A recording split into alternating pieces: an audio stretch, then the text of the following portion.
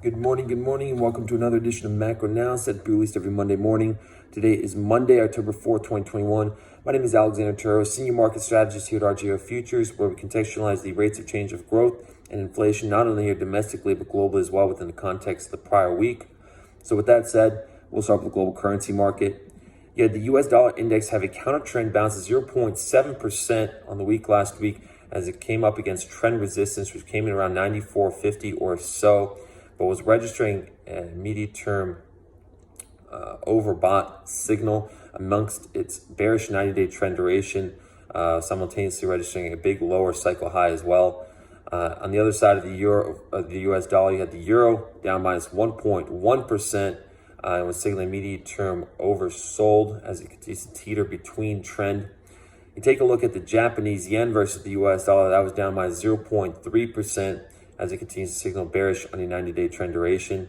And then if you take a look at the British pound versus the US dollar, that was down by 1.0%, breaking that down to bearish on a 90-day trend duration, but was also signaling immediate-term oversold as well, similar to what you would see in the euro.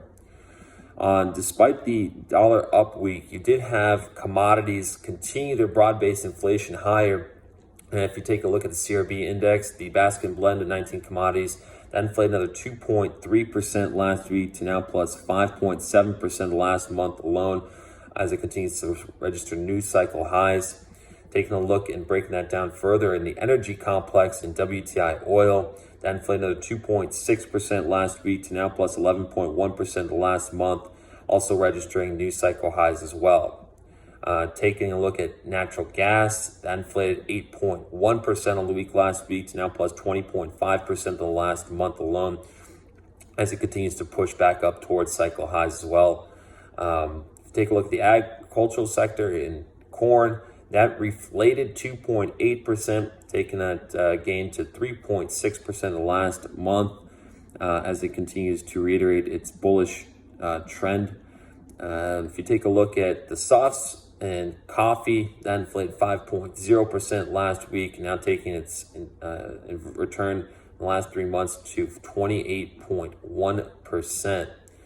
And so despite the U.S., if you take a look at domestic equities, let's note on Asia, one of these does not look like the other. If you take a look at Hong Kong, which continued to crash, now down another minus 2.2% the overnight, now down minus 22.7% from its cycle peak. On the other side of that, you have something like Indonesia up 1.1% the overnight to 3.5% the last month. India up 1.1% the overnight to 2.3% in the last month.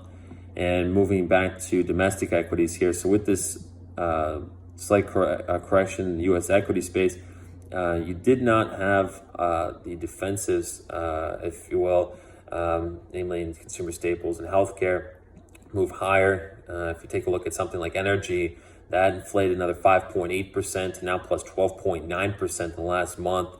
Financials in the Russell were only down by 0.3%. As if you take a look at the Russell, which is teetering around potential trend reversal back to bullish trend, it remains one of the largest consensus shorts in all of macro. If you take a look at the CFTC positioning report, and which brings us to, on a sector style basis in terms of consumer staples, down 2.3% to now down minus 5.0% the last month.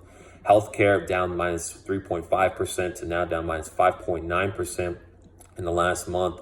And if you take a look on what's interesting on the factor exposure side, you did have high leverage stocks up 1.7% versus the SPY, which was down minus 2.2%. Then you take a look at high beta, those were only down minus 0.1% on the week last week. And that's with the US 10-year yield back up on the week to 1.46. And so on the other side of that, you did have gold, which continues to be a dog.